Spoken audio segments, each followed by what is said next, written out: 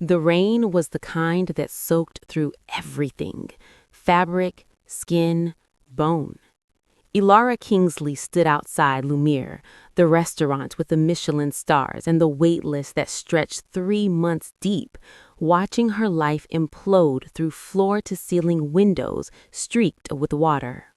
Inside, under the warm glow of crystal chandeliers, Marcus Wells was on one knee.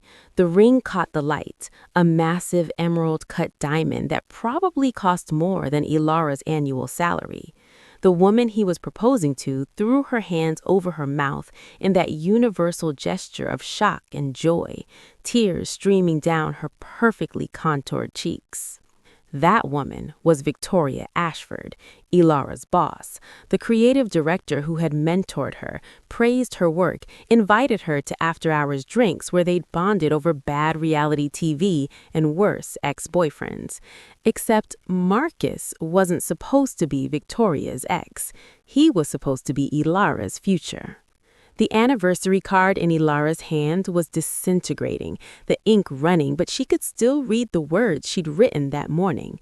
5 years together. Here's to forever. She'd drawn a terrible stick figure cartoon of them on a beach. Marcus always said he loved her drawings, even though she couldn't draw to save her life. Apparently, that had been a lie too. A couple hurried past her into the restaurant, the man shielding his date with an umbrella, and Elara felt it then, that familiar, crushing weight that had followed her since childhood, the feeling of being fundamentally disposable. Her mother had felt it, walking out when Elara was 7. Her father had reinforced it too busy with his new family to remember her birthday. Every relationship, every friendship that had faded, they all whispered the same truth. She wasn't enough to stay for. Her phone was already in her hand, water dripping onto the screen as she scrolled through her contacts. She bypassed her college roommate who'd moved to Seattle, her cousin who never answered, her work friends who weren't really friends. Her thumb hovered over one name: Julian Vane. She shouldn't call him. It was past 11 and he was probably at some charity gala or business dinner, surrounded by people far more important than her. Julian ran a tech empire that made him a billionaire by 32. He lived in a private jets and power lunches, a universe away from her cramped studio apartment and student loan payments. But he'd also been her best friend since they were 19, thrown together as study partners in an economics class neither of them wanted to take. He'd been the boy with the sharp suits even then, the one who brought her coffee during late-night study sessions and told her she was brilliant when she couldn't see it herself. The phone rang once. Elara. His voice was immediate, alert, no grogginess, no irritation at the late hour. What's wrong? She opened her mouth, but no sound came out. What could she say? That she'd been stupid enough to trust a man who'd been sleeping with her boss? That she'd shown up to surprise him for their anniversary, only to watch him promise forever to someone else? Where are you? Julian's voice shifted, taking on an edge that made her shiver despite the rain. Elara, answer me. Where are you right now? Lumiere, on 5th and... Don't move. The line went dead. Elara stood there, clutching her phone, rain plastering her hair to her skull. She should go home. She should walk the 12 blocks to her apartment, peel off these wet clothes and ugly cry into a pint of ice cream like a normal person. But she'd lost the ability to move. Through the window, she watched Marcus slip the ring onto Victoria's finger. The entire restaurant erupted in applause. Marcus pulled Victoria into a kiss, the kind of kiss that said, mine, mine, mine, and Elara felt her stomach twist. She'd kissed him like that once, or thought she had. Headlights cut through the rain, and a black SUV pulled up to the curb with the smooth precision of something very expensive. The back door opened, and Julian Vane stepped out into the downpour like he couldn't feel it at all. He was in a tuxedo, black tie, probably from that gala she imagined, but he didn't hesitate. He crossed the sidewalk in 3 strides, his dark eyes scanning her face, her soaked dress, the ruined card still clutched in her white-knuckled grip. He's a dead man, Elara, Julian said softly. Then he shrugged out of his tuxedo jacket and draped it over her shoulders. It was warm from his body heat and it smelled like his cologne, something dark and cedar-tinged that made her think of safety. He guided her toward the SUV, one hand firm on the small of her back, and she let him go because she had no fight left. The interior was leather and heated seats, and Julian climbed in beside her, reaching across to buckle her seatbelt like she was something fragile. His driver pulled away from the curb without a word. "Where are we going?" Elara asked, her voice hoarse. "My place." "I should go home." "No," Julian's jaw was tight, a muscle ticking beneath his skin. "You shouldn't." She wanted to argue, but the truth was she couldn't face her empty apartment right now, the place where Marcus left his toothbrush in her bathroom, where his hoodie still hung on the back of her desk chair, the place where she'd spent 5 years building a life that had turned out to be as substantial as smoke. "What happened?" Julian asked quietly. Elara looked down at her hands. The anniversary card was barely recognizable now, just pulp and smeared ink. "I went to surprise him for our anniversary. He was proposing to Victoria." "Victoria Ashford, your boss?" "Yes." Julian was silent for a long moment, but she could feel the rage radiating off him in waves. When he finally spoke, his voice was dangerously calm. "How long?" "I don't know. Long enough for him to buy a ring." "I meant how long I've had to watch you dim yourself for that mediocre piece of—" He stopped, took a breath. 5 years, Elara. 5 years of watching you accommodate him. Do you know what that's like?" She turned to look at him, startled by the raw anger in his voice. Julian was always controlled, always measured. He'd seen him negotiate billion-dollar deals without raising his voice. But right now, he looked like he wanted to burn the city down. "Jules, don't." He reached over and took her hand, lacing their fingers together. His palm was warm, solid, real. "Let me be angry for you tonight. Tomorrow, you can tell me I'm overreacting. But tonight, let me want to destroy him." Elara felt something crack open in her chest. When was the last time someone was angry on her behalf? When had anyone cared enough to want to fight for her? The SUV pulled up in front of Julian's building, a sleek high-rise in Tribeca that looked like it belonged in a luxury magazine. The doorman rushed forward with an umbrella, ushering them through the lobby to a private elevator. Julian kept his hands on her lower back the entire time, a steady presence that kept her from falling apart completely. His penthouse was everything she remembered. Floor-to-ceiling windows overlooking the city, minimalist furniture that probably cost more than her car, art on the walls that belonged in museums, but it was also warm, lived in. Books stacked on the couch table, a throw blanket draped over the couch, framed photos of the two of them scattered throughout. In one, they were 20, grinning at the camera during a road trip to nowhere. In another, they were at her college graduation, Julian's arms slung across her shoulders. There were dozens more, a chronicle of a friendship that had somehow survived everything. "Sit," Julian said, guiding her to the couch. "I'll get you something dry to wear." He disappeared down the hallway, and Elara sank into the cushions, finally allowing herself to feel it. The humiliation, the betrayal, the crushing loneliness of realizing the person you loved was a stranger. She'd been so stupid. Julian returned with a pair of his sweatpants and a t-shirt, both absurdly large on her, but soft and warm. "Bathroom is the second door to the left. Take your time." In the bathroom, all marble and brushed gold fixtures, Elara caught sight of herself in the mirror. Her mascara had run, her dress was ruined, and she looked like someone who just had her heart ripped out.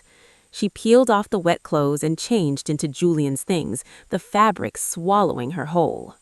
When she emerged, he was in the kitchen, still in his tuxedo shirt, but the bow tie undone and the sleeves rolled up. He was making tea. Her favorite kind, the chamomile blend she'd introduced him to years ago. "Come here," he said, setting the mug on the counter. Elara crossed the room, and Julian reached for a towel. "Turn around."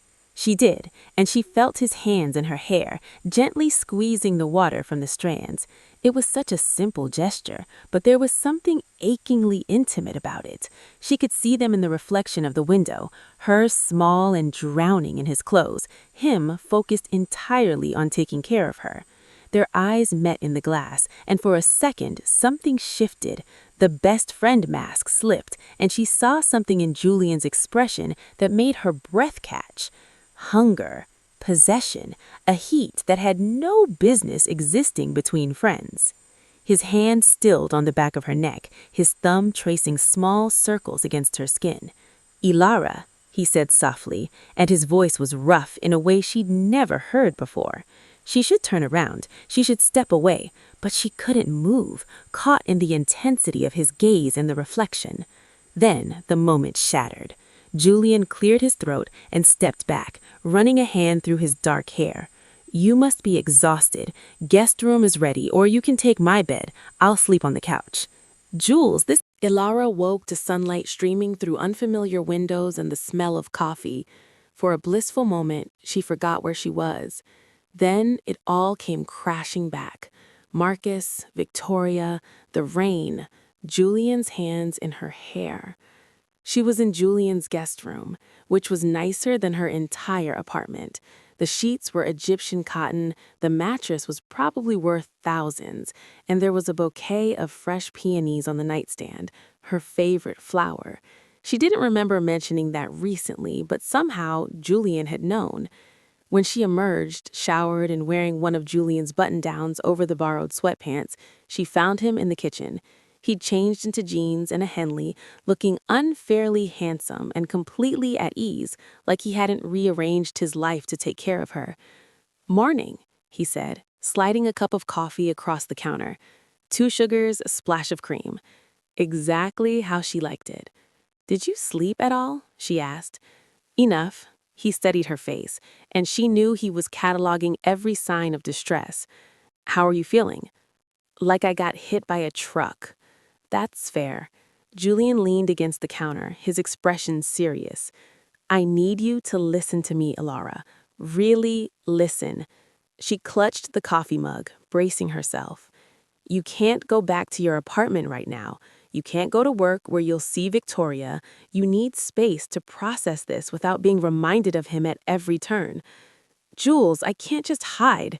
"I'm not asking you to hide. I'm asking you to let me take care of everything for a while." He moved closer, and she could smell his shampoo, feel the intensity radiating off him. "Stay here for a month. No work, no ex, no obligations. Let me create a space where you can breathe." "That's insane. I have rent, bills, a job." "I'll handle your rent, your bills. I'll talk to HR about a leave of absence." He caught her chin, tilting her face up to meet his eyes. "Elara, when has anything I've done for you ever been about control? This is about giving you what you need." She wanted to say no. She should say no. But the thought of going back to her apartment, of seeing Marcus's things and Victoria's texts lighting up her phone, made her feel like she was drowning. "1 month," she heard herself say. Something flickered in Julian's eyes. Triumph, maybe, or relief. 1 month, he agreed. That afternoon, Julian sent his assistant to pack up her apartment. Elara tried to help, but he stopped her with a hand on her wrist. "Let me do this. You rest." It should have felt invasive having someone else handle her belongings, but instead it felt like being wrapped in a protective cocoon. Julian thought of everything, her favorite books, her grandmother's quilt, even the ridiculous stuffed penguin she'd won at a carnival when they were 22. By evening, her things were arranged in the guest room like she'd always lived there. "This is too much," she said, standing in the doorway. Julian looked up from where he was adjusting a photo frame, one of the 2 of them at a music festival, both sunburned and grinning. "It's not enough." The days began to blur together in a strange, dreamlike way. Julian worked from home, setting up his laptop in the living room so he was always nearby. He cooked breakfast, perfectly scrambled eggs and toast cut the way she liked it. He stocked the fridge with her favorite snacks. He seemed to anticipate her needs before she voiced them. When she couldn't sleep, she'd find him awake too, reading in the armchair by her door like he was standing guard. When she cried, and she did cry, unpredictable storms of grief, he was there with tissues and tea and arms that held her like she was something precious. "I feel pathetic," she said one night, her face buried against his shoulder. "You're not pathetic. You're human." And he was an idiot. His hand stroked her hair, rhythmic and soothing. But it was the small things that started to unsettle her. The way Julian seemed to know her schedule better than she did, how he'd already canceled her gym membership and replaced it with a private trainer who came to the penthouse, the new wardrobe that appeared in her closet, designer pieces that fit perfectly, as if he'd memorized every curve of her body. "Jules, this is too much," she said, holding up a dress that probably cost more than her monthly salary. "You deserve beautiful things," he said simply, like it was a fact. When she tried to go for a walk alone in Central Park, he insisted on sending security.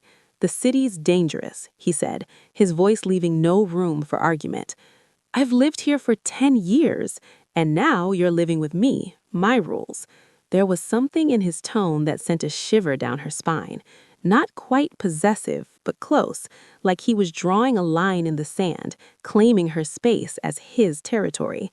Still, she couldn't deny that his attention felt good.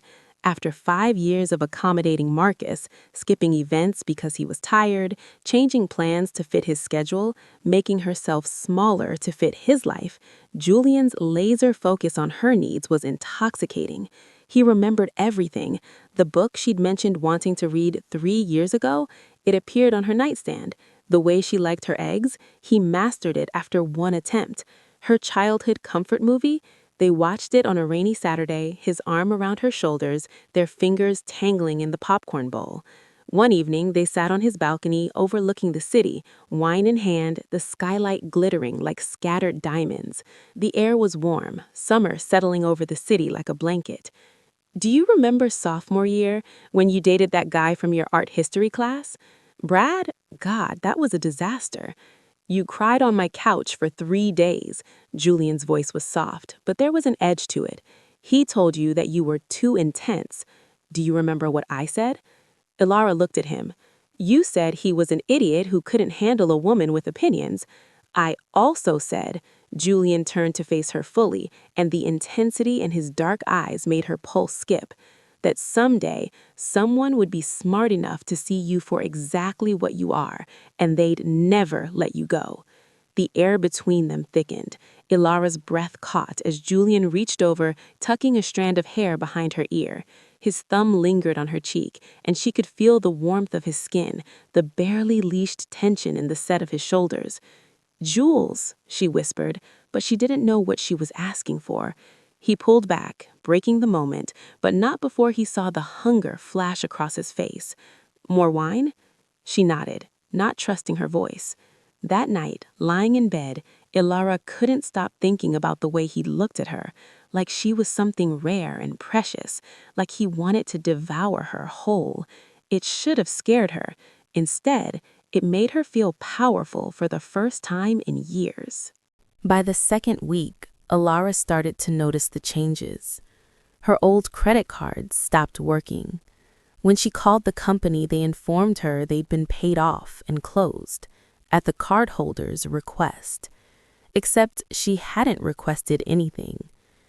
Julian had replaced them with his, black cards with her name embossed in silver, linked directly to his accounts. "You were drowning in interest," he said when she confronted him. "I took care of it." "You can't just pay off my debt without asking." "Why not? It was weighing you down." He cupped her face, his thumb brushing her cheekbone. "Let me lighten your load, Elara. You've been carrying too much for too long." It was hard to argue when he put it like that, when he looked at her like she was the center of his universe. Her phone buzzed less and less. At first, she thought people were giving her space after the breakup. Then she realized Julian had quietly filtered her contacts. Marcus's number was blocked. Victoria's too. Even her casual work friends found their messages going unanswered. "I'm protecting you," Julian said when she discovered it. "You need time to heal without them picking at the wound." He was probably right. Every time she thought about facing her coworkers, about walking into that office where everyone knew about Marcus and Victoria, her chest tightened with anxiety. Still, there was something unsettling about the way Julian was reshaping her world, curating it, controlling it. He started coming home early from the office, 2, 3 in the afternoon, when he used to work until midnight. He'd find her reading on the couch or attempting to cook in his industrial kitchen, and he'd smile like she was the best thing he'd seen all day. They fell into a routine: afternoon wine on the balcony, dinner together every night, movies curled up on the couch, their bodies growing more comfortable with casual touches. His arm around her shoulders, her feet tucked under his thigh, his fingers playing with her hair. It felt domestic in a way that should have been alarming. This wasn't what friends did. Friends didn't know the exact temperature you liked your bathwater. Friends didn't have your favorite ice cream flavor memorized and stocked in the freezer at all times. Friends didn't look at you the way Julian looked at her when he thought she wasn't watching, like she was the answer to a question he'd been asking for years. One night, Elara decided to test the boundaries. "I think I'll go out tomorrow, maybe grab coffee with Emma for my old job." Julian's fork paused halfway to his mouth. "Emma?" "My friend from accounting. I haven't seen her in weeks." "I don't think that's a good idea." His voice was calm, but there was steel underneath. "Jules, I can't hide in your penthouse forever." "You're not hiding. You're healing." He set down his fork, giving her his full attention. "And Emma still works with Victoria. Do you really want to hear about how they're celebrating the engagement?" Elara's stomach twisted. She hadn't thought about that. "Besides," Julian continued, reaching across the table to take her hand, "I was planning to take you to that gallery opening you mentioned, the one featuring that photographer you love." She had mentioned it weeks ago in passing.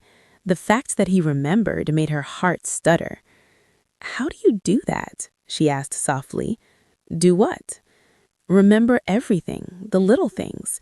Marcus used to forget my birthday half the time, and you know what day I saw a street performer 3 years ago." Julian's grip tightened on her hand. "Because you're worth remembering, Elara. Every detail, every moment." He was a fool. The way he said it, fierce and final, made heat pool in her stomach. That night, Elara couldn't sleep. She wandered out to the living room and found Julian in his study, still awake despite the late hour. He was on the phone, speaking in rapid French, one of 5 languages he was fluent in, and she started to turn away when she caught her name. "Elara doesn't need to know. Handle it quietly." She froze. Julian ended the call and looked up, catching sight of her in the doorway. Something flickered across his face, maybe guilt, before his expression smoothed over into a smile. "Can't sleep?" he asked. "Who were you talking to?" Her voice came out sharper than intended. "Just business." "About me?" Julian stood, rounding the desk to approach her. He moved like a predator, fluid, controlled, dangerous. "Elara, what don't I need to know?" He stopped in front of her, so close she had to tilt her head back to meet his eyes. "I'm protecting you." "From what?" "From everything. From pain, from stress, from anyone who might hurt you." His hand came up to cup her jaw, his thumb tracing her bottom lip. "That's what I do. That's what I have always done." She should push him away. She should demand answers. But his touch was making her thoughts fuzzy, her body hyper-aware of the bare inches separating them. "Jules, this is too much," she whispered. "The control, the attention, the way you—" "The way I what? The way I take care of you? The way I make sure you have everything you need? The way you won't let me breathe?" Something dark flashed in his eyes. "You were suffocating with him, Elara. Don't confuse breathing room with abandonment. I'm not Marcus. I don't neglect what's mine." "You're not mine." "Aren't you?" He leaned in, his breath warm against her ear. "Then why are you still here? Why haven't you left? It's been 2 weeks and you could walk out that door right now." She couldn't answer because she didn't know. Or maybe she did, and she was too terrified to admit it. Julian pulled back, and the loss of his proximity felt like cold water. "Get some sleep, Elara. We'll talk in the morning." But she couldn't sleep. She lay in bed, staring at the ceiling, trying to understand what was happening between them. The lines of their friendship were blurring, smudging into something messier and more complicated. And the worst part? She didn't want them to stop. The discovery happened by accident. Elara was looking for a book in Julian's study. He'd mentioned lending her his copy of a novel she wanted to read, when she knocked over a stack of papers. Bending to pick them up, she saw a name that made her freeze. Marcus Wells, Employment Transfer Authorization, effective 6 months ago. Her hands trembled as she read the document. Marcus had been transferred to the Chicago office, promoted according to the paperwork. It was signed by someone high up in his company's corporate chain, a company that Julian's firm had acquired 2 years ago. "No," she whispered, but even as she said it, pieces started clicking into place. Marcus's sudden distance over the past 6 months, the promotion he'd been so excited about but never took, the way he'd seemed relieved to stay in New York. Julian had orchestrated it. He tried to separate them, and when it didn't work, he just waited. She was still holding the papers when Julian came home.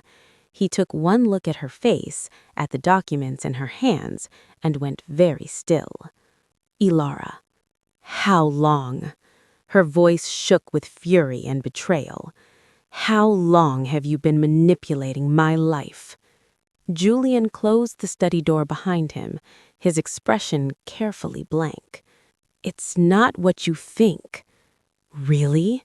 Because it looks like you tried to transfer my boyfriend to another city, like you've been waiting for him to screw up so you could swoop in and, what, claim me? Own me? I was protecting you." "Bullshit!" She threw the papers at him, pages scattering across the floor. "You don't get to make decisions about my life. You don't get to orchestrate my relationships like some puppet master." Julian's jaw tightened. "He wasn't good enough for you." "That wasn't your call to make." "The hell it wasn't."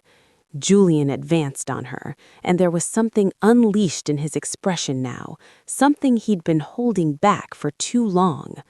"I've watched you for 5 years, Elara. 5 years of watching you make yourself smaller for a man who couldn't see what was right in front of him. 5 years of listening to you cry over someone who treated you like an afterthought. So you decided to play God, to remove him from my life?" "I decided to give us a chance." He was crowding her now, backing her up against his desk. "I decided that I was done watching lesser men break your heart. You had no right." "You had every right." His hands came down on the desk on either side of her hips, caging her in. "Do you know what it's like to be in love with someone for over a decade? To watch them date people who don't deserve them?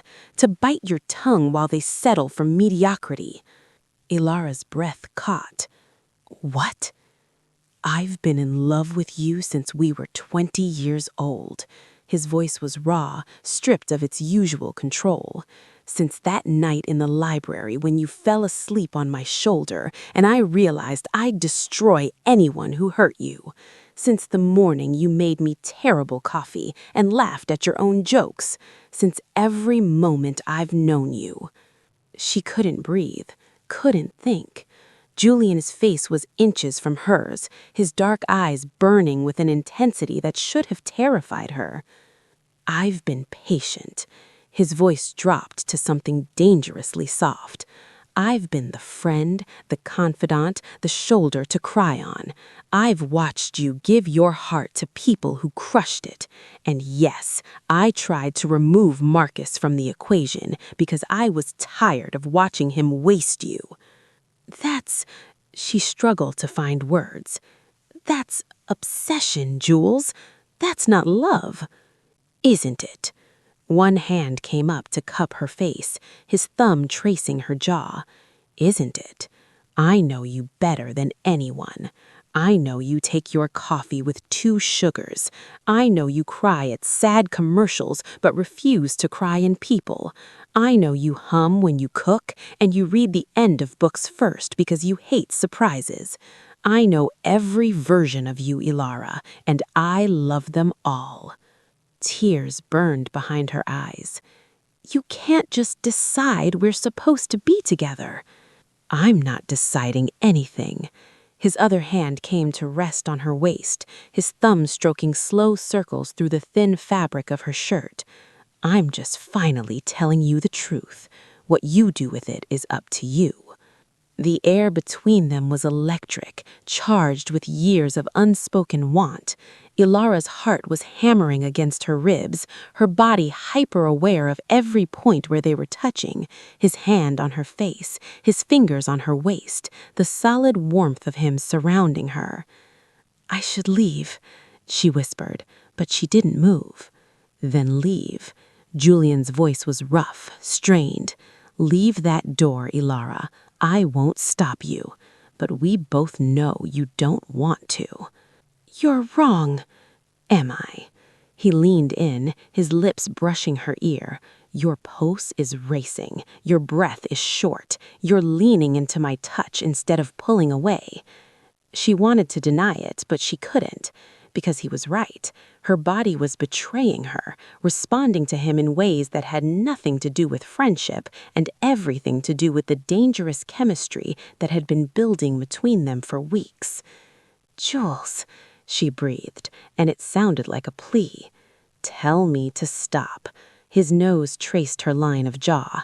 Tell me you don't feel this too, and I'll back off. I'll put the boundaries back. I'll be just your friend again. But that was the problem. She couldn't tell him to stop, because somewhere between the penthouse and the protection, between the obsessive attention and the devastating honesty, she'd started to crave it. The way he looked at her like she was the only thing that mattered. The way he made her feel seen and valued and powerful. Marcus made her feel small. Julian made her feel infinite. I can't, she admitted, and the words felt like surrender. Julian pulled back just enough to look at her, his dark eyes searching her face. Can't what? I can't tell you to stop. Something dangerous and triumphant flashed in his expression. His hand tightened on her waist, pulling her flush against him, and she could feel the hard lines of his body, the barely leashed control in every muscle. Then don't, he said, his voice a dark rumble that went straight through her. His thumb traced her lower lip, the touch achingly gentle despite the intensity radiating off him. Your eyes are already saying yes. Now I just need your mouth to tell me the same. Elara looked up at him, this man who'd been her anchor for over a decade, who'd rearranged his life to catch her when she fell, who'd loved her in silence for longer than she could comprehend. And she realized she'd been lying to herself, because this thing between them wasn't new. It had been building for years, lurking beneath the surface of every touch that lasted too long, every look that meant too much, every moment when friend felt like too small a word. She'd just been too scared to see it. Yes, she whispered. Julian didn't give her time to second guess. His mouth crashed down on hers with a hunger that stole her breath, years of restraint finally snapping. One hand fisted in her hair, while the other pulled her impossibly closer, and Elara gasped against his lips, overwhelmed by the intensity of it. This wasn't a gentle first kiss. This was possession, claiming, a man who'd waited too long finally taking what he wanted. And God help her, she wanted it too. Her hands found their way to his chest, feeling the rapid thump of his heartbeat beneath her palms. Julian groaned, the sound vibrating through both of them, and deepened the kiss. His tongue traced the seam of her lips, demanding entry, and when she opened for him, the kiss turned molten.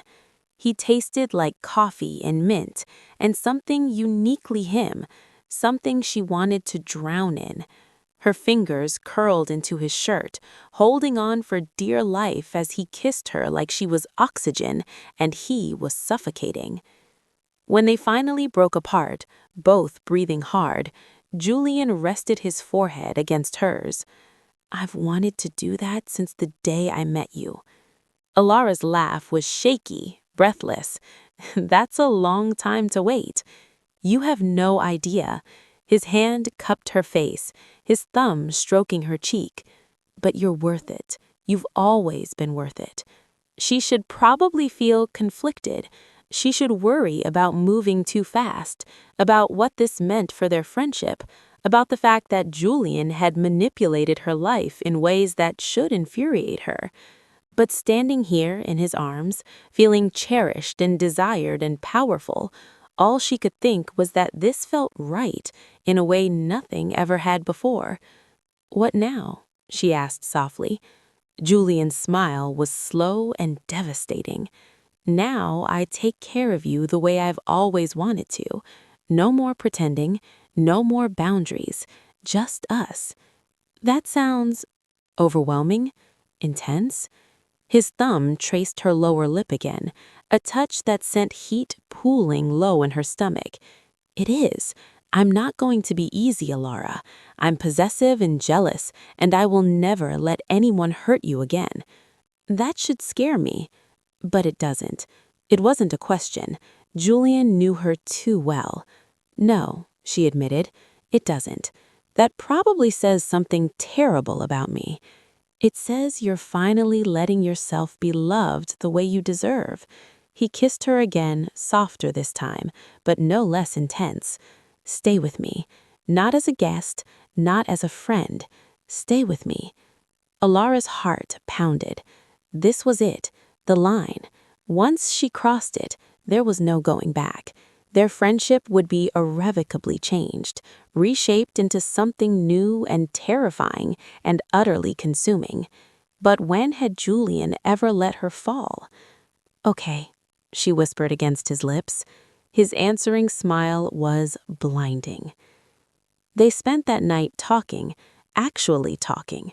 Julian told her everything, how he'd fallen for her that first semester, how he'd convinced himself being her friend was enough, how every relationship she'd been in had slowly killed him, how he used his resources to try to protect her, even when it meant crossing lines he knew he shouldn't.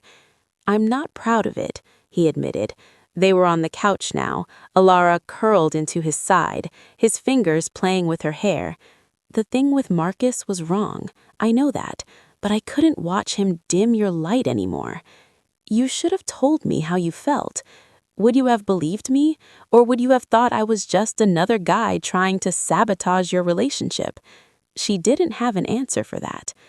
"I wanted you to come to me freely," Julian continued, "not because I'd orchestrated it, but when he proposed to Victoria," his jaw tightened, "I can't say I'm sorry he destroyed things, because it brought you here."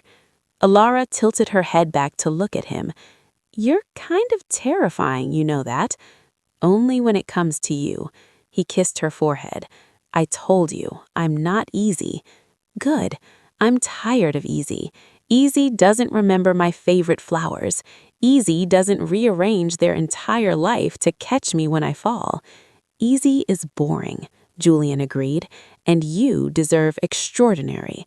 They fell asleep on the couch, tangled together, and for the first time since the night at Lumiere, Elara felt like she could breathe. The next morning, everything changed. Elara woke to the sound of the doorbell ringing. Julian was already up, his body tense in a way that put her on immediate alert. "Stay here," he said, but she followed anyway, padding after him to the entryway. Through the video intercom, she saw a face she'd hoped never to see again. Marcus. He looked terrible. Unshaven, dark circles under his eyes, his expensive suit rumpled. He was leaning on the doorbell, desperation written across his features. "Elara," Marcus called. "I know you're in there. Please, I need to talk to you." Julian's expression went very cold, very calm. It was the look Elara had seen him wear in business negotiations, the one that meant someone was about to be destroyed. "Don't," she said, touching his arm. "He's at your door, harassing you." "Then let me handle it." Julian looked at her for a long moment, something dark and possessive flickering in his eyes. Finally, he nodded. "I'll be right behind you." He opened the door and Marcus's face flooded with relief until he saw Julian, standing there in sweatpants and a t-shirt, clearly just woken up, clearly having spent the night. Marcus's eyes went to Elara, taking in her disheveled hair, her bare feet, the fact that she was wearing Julian's clothes. "You got to be kidding me," Marcus said, rising. "You sleep with Julian?" "That's none of your business," Elara said coldly. "The hell it isn't. We've been together for 5 years." "No." She stepped forward, and Julian's hand came to rest on the small of her back, a gesture of support and possession. "You were with Victoria while pretending to be with me. That's not the same." "That was a mistake. I was confused. You proposed to her." Marcus flinched. "I panicked. The pressure from my family, the expectations. I made a terrible decision. But I love you, Elara. I choose you." There was a time when those words would have meant everything, when she would have taken him back, swallowed her hurt, convinced herself it was enough to be chosen second.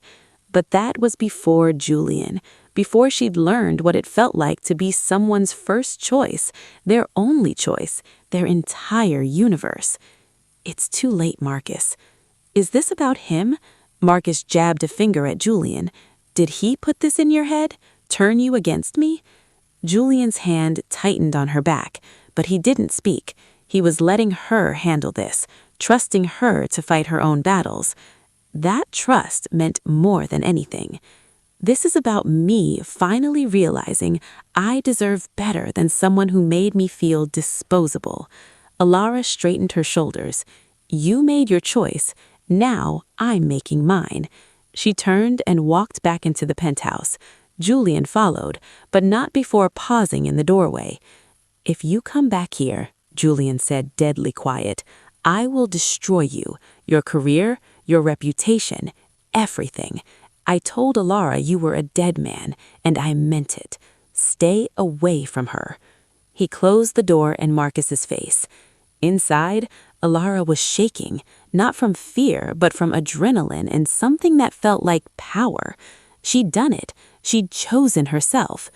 Julian was there instantly, pulling her into his arms. "Are you okay?" "More than okay." She looked up at him, this beautiful, dangerous man who'd loved her in silence for over a decade. "I'm exactly where I'm supposed to be." His smile was devastating. "Yes, you are." They kissed her and it tasted like promise, like future, like home. 3 months later, Elara stood in Julian's study, their study now, looking at the framed photo on the desk. It was new, taken last week at a charity gala, where Julian had introduced her as his girlfriend. She was wearing a dress he'd had custom made, laughing at something he'd whispered in her ear, and the look on his face was pure adoration. Possessive, obsessive, all-consuming adoration. She'd quit her job, not because Julian made her, but because she'd realized she was ready for something new. He'd offered to fund whatever venture she wanted, but she'd taken a position at a nonprofit instead, something that was hers, separate from him, a piece of independence in the beautiful cage they'd built together. Because it was a cage, make no mistake, Julian still monitored her schedule, still insisted on security, still made decisions about their life with a certainty that should probably bother her more than it did. But he also loved her with an intensity that made her feel like the center of the universe. He remembered every detail, anticipated every need, made her feel seen and valued in ways she'd never experienced. Was it healthy? Probably not by conventional standards. Did she care? Not even a little. "What are you thinking about?" Julian asked, coming up behind her to wrap his arms around her waist. "That I should probably be more concerned about how much control you have over my life." She felt him smile against her neck. "Are you concerned?" "No." She turned in his arms, looping her hands behind his neck. "I think that probably says something about me." "It says you're mine," Julian murmured, and kissed her until she forgot why she'd been worried in the first place. Outside, the city glittered. Somewhere out there, Marcus was living his life with Victoria. Somewhere, Elara's old apartment sat empty. But here, in this penthouse that had become home, in the arms of a man who'd waited years to claim her, Elara Kingsley had never felt more alive. She'd been broken, and Julian Vane had put her back together exactly the way he wanted her. The terrifying part? She'd let him. The beautiful part? She'd never been happier.